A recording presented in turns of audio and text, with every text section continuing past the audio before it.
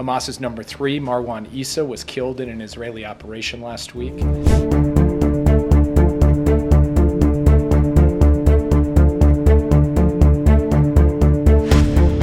Israel has made significant progress against Hamas. They've broken a significant number of Hamas battalions.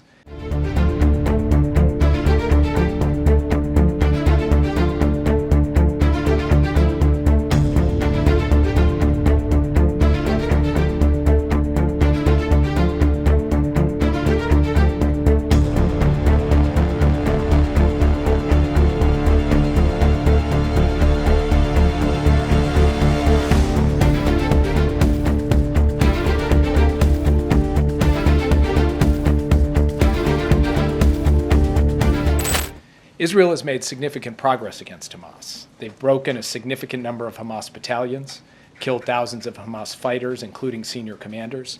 Hamas's number 3, Marwan Issa, was killed in an Israeli operation last week. The rest of the top leaders are in hiding, likely deep in the Hamas tunnel network. And justice will come for them too, and we are helping to ensure that. At the same time, more innocent civilians have died in this conflict, in this military operation, than in all of the wars in Gaza combined, including thousands of children. A humanitarian crisis has descended across Gaza, and anarchy reigns in areas that Israel's military has cleared but not stabilized. When the president visited Israel on October 18th, the first U.S. president to make a wartime visit to Israel, I might add, he said both privately and publicly that the United States has learned a vital lesson over the course of several wars. A military plan cannot succeed without an integrated humanitarian plan and political plan. And the president has repeatedly made the point that continuing military operations need to be connected to a clear strategic endgame. The president told the prime minister again today that we share the goal of defeating Hamas, but we just believe you need a coherent and sustainable strategy to make that happen.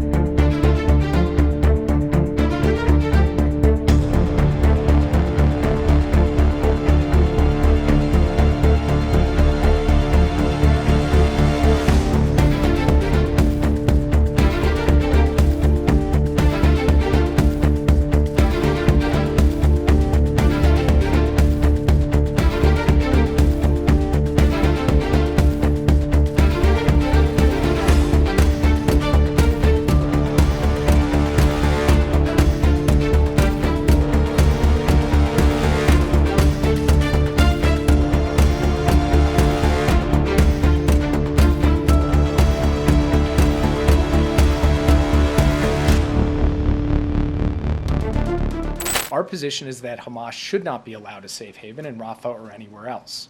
But a major ground operation there would be a mistake. It would lead to more innocent civilian deaths, worsen the already dire humanitarian crisis, deepen the anarchy in Gaza, and further isolate Israel internationally. More importantly, the key goals Israel wants to achieve in Rafah can be done by other means. On the call today, President Biden asked the Prime Minister to send a senior interagency team composed of military, intelligence, and humanitarian officials to Washington in the coming days to hear U.S. concerns about Israel's current Rafah planning and to lay out an alternative approach that would target key Hamas elements in Rafah and secure the Egypt-Gaza border without a major ground invasion. The Prime Minister agreed that he would send a team. Obviously, he has his own point of view on a Rafah operation, but he agreed that he would send a team to Washington to have this discussion and have this engagement. And we look forward to those discussions.